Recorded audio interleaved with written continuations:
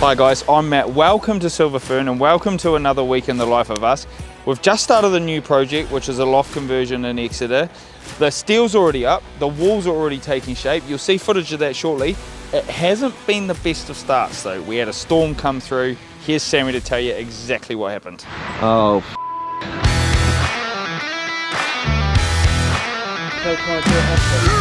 Sammy, drop your hairpiece, bud.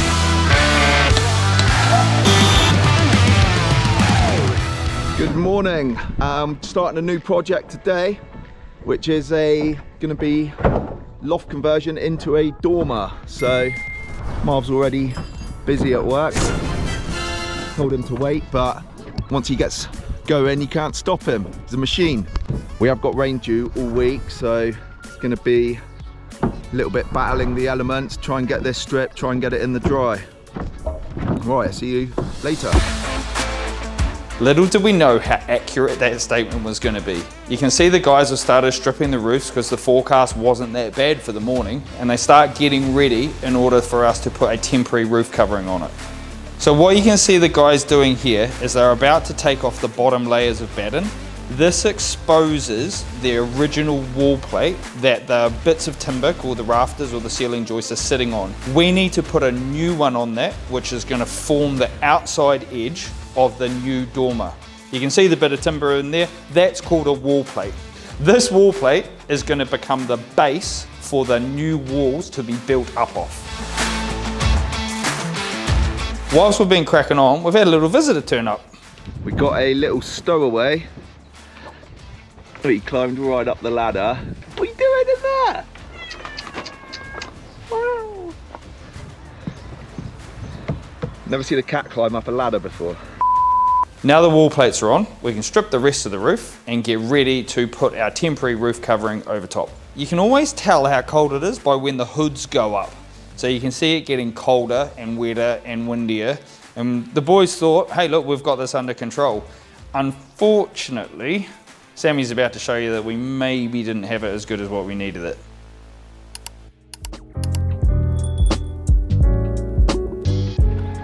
Right, we had a bit of a storm last night, so I ain't slept too well because anytime you've got a roof exposed, a little bit vulnerable, and there's a storm, you kind of back of your mind waiting for a phone call saying that there's water coming in the house. But we didn't have that last night.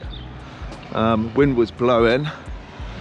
Fern still sort of looks in one piece, so jump up there and have a look.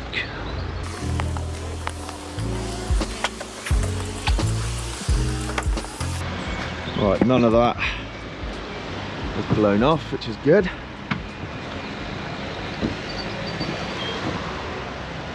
Oh,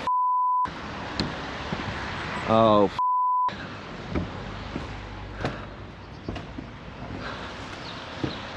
yeah, not great. Not great at all. Right, all things considered, it hasn't been too bad. We've got a little bit of paint damage inside the house, but it's looking superficial at the minute. This will all dry out. So we've decided to just strip everything back now, so we've got a nice clear view of the roof. We can get all the batten stripped, we can get the pad stones in, we can get we can measure up our room sizes, so start planning out where the window positions are going to be. We've got the steel turning up. All of the top of these rafters are going to be cut out. That steel is going to extend the ridge. There's going to be a big post here, quad post or triple post. I'll have a look on the engineer's specs, but yeah, taking shape. Sometimes when stuff like this happens, you just have to reassess how you're doing things. So the boys had a chat, worked out how we were going to move forward. We needed to do a little bit more work, re-strip the roof down like Sam said, and then we can prevent it from happening again. Once we've done that, it's back into it. Wall plate down on the other side of the house, so on and so forth.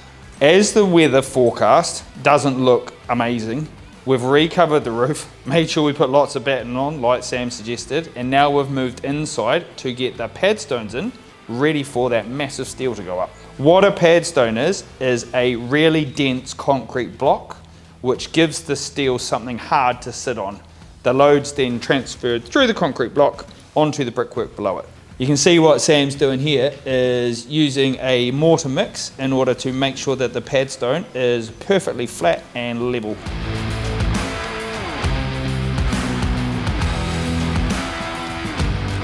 Right, whilst I was in there pointing off that padstone, Marv and Callum have been out here just working out the heights for this wall. So that's basically the height of the steel. Bottom of that timber is top of steel. So from that, I can calculate height of this, what it needs to be.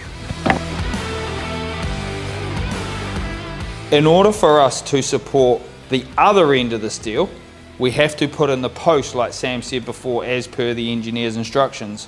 We have to get this wall built in order to be able to put the post in. So based on the weather forecast, we've called in some reinforcements. What you can see the guys doing here is laying out the corner posts of the stud wall. They're nice and square, they're nice and level. The bits that are running on the angle is to keep them square and level so that we can put the top plate on and then infill the middle bits. Now we have to do the rear elevation first so that we can build the side elevation so we can put the post in so that we can support the other end of the steel. So now that the uprights are starting to take shape, it's time for Sammy and Callum to start building the lintel above the window.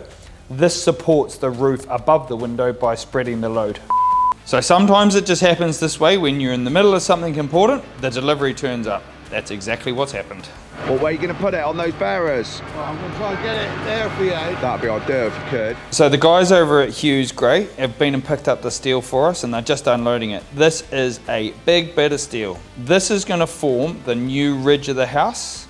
They're always a little bit awkward, but luckily you've got a massive crane in a truck and a guy who knows how to drive it. Happy days.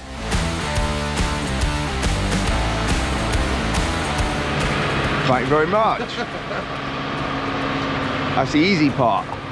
Yeah, well at least now it's on that timber. Two of you might be able to grab that and then just slide it down onto that timber off that wall. It can stay there for a bit until we get a few boys here. We've got the pad stone in, ready to take the steel, and this week's challenge is getting the steel up here. And this is the steel, 6 metre long, 250 kilos, and today's challenge is to get that up there. So now the pad stones are in and the triple stud is built as part of the stud wall and braced, it's time to bring the steel up. Now because it's so heavy, we normally use a winch. You can bolt the winch to the scaffold's designed for it, everything's all engineered perfect. However, on this occasion, we had a bit of a mechanical malfunction. Right. Yes, the cable back down. Snapped. Luckily for us, Sammy noticed that the steel braided wire was starting to break. He stopped it and we started lowering the steel down to the ground. Just before it hit the ground, the cable broke. One thing we did learn from this is no matter how much you try and prepare for it and no matter how safe you try and make things, sometimes it just goes wrong. So thanks a lot again, Sam. You're a legend. So now the steel's on the scaffold, it's time to look at how we install it. Yeah. What we do is we build a set of rugby posts at one end of the building underneath the padstone. This gives us something for us to rest the steel on. The steels are really long and really heavy, so we brace the purlin, which you can see Mark doing, and we build the rugby post at the other end.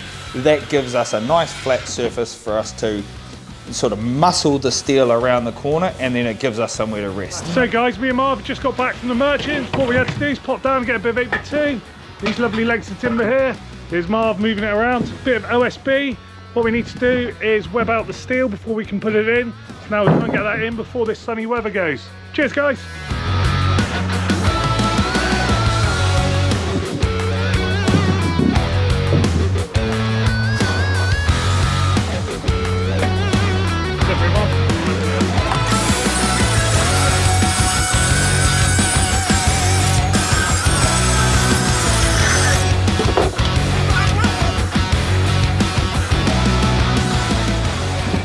As soon as Pete's finished putting that, we'll Get on. Lift off. Cut this off now, can't we? So we're not... Oh, that there, yeah. Sammy, you dropped your hairpiece, bud. That's Callum. Can't we? So we're not... Fucking nice. Cut, right. 15 cans of Coke for £2.95. I can take you by a car for £8 grand. So now's the fun part. Now we're lucky we have a guy called Marv.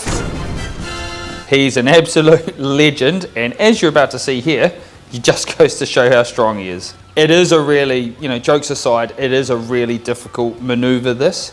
The steel, like Sammy said before, is about 250 kilos, and you're trying to turn it 90 degrees on a scaffold that's really narrow.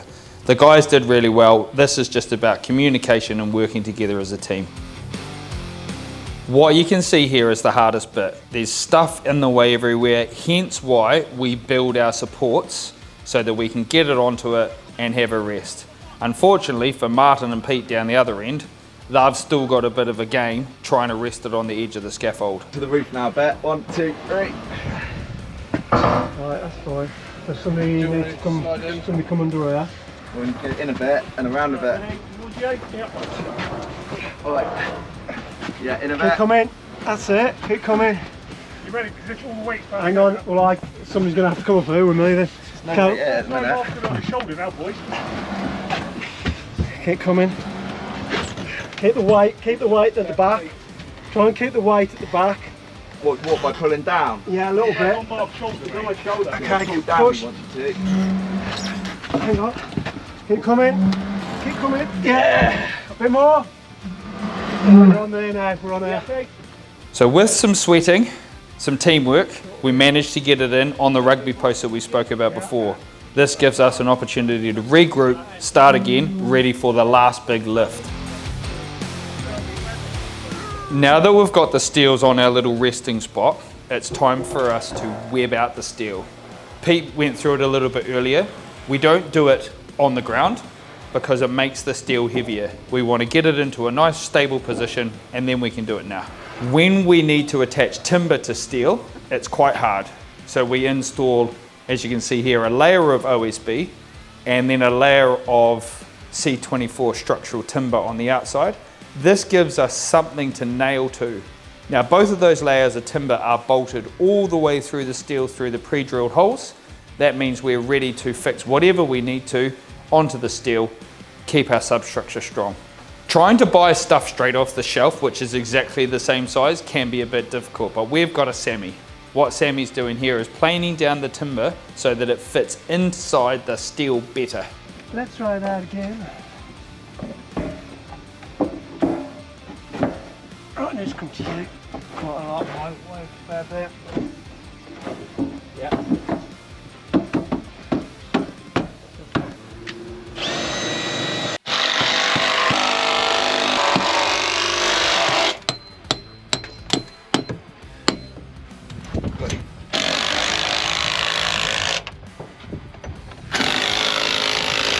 Now that we've got it all webbed up, it's time to do the hard bit and lift it in. The structural engineer specifies how much of the steel needs to be sitting on each supporting end. Shoulder height. Yeah, And then we go from 1, 2, 3. Right, 1, 2, 3. Right, Yeah. Yeah. that's on.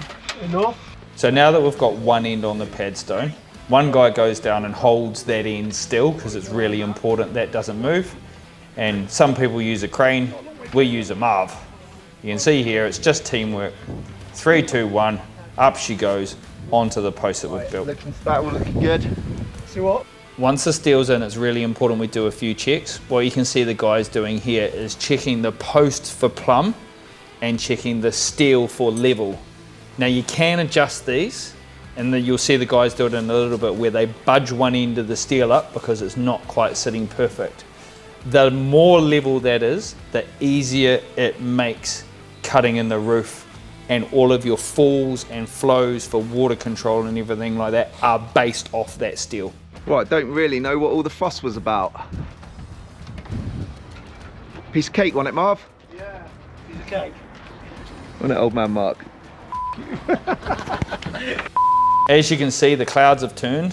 What that means is we have to stop what we're doing, cover the roof up so that if it does start raining, we're in the dry.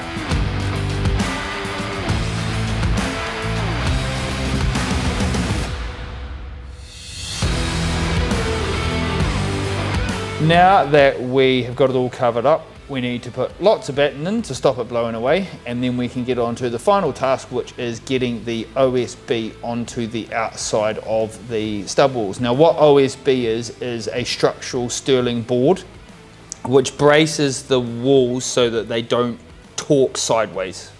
As you can see, Sammy's just finishing off the uprights underneath the window frames are in, lintels in, good to go. One thing that's about to look really strange is you can see Sammy and Marv here putting in the big sheets of OSB. What they're going to do here is board straight over the front of the window. It makes it easier to waterproof, it makes it easier to board. Then all we need to do at a later date is drill out the holes and cut the opening in the OSB for the new window. A few little trimmings of the overhangs. Next step, breathable membrane. That allows air to go in and water to go out. Right, that's all boarded up and membraned.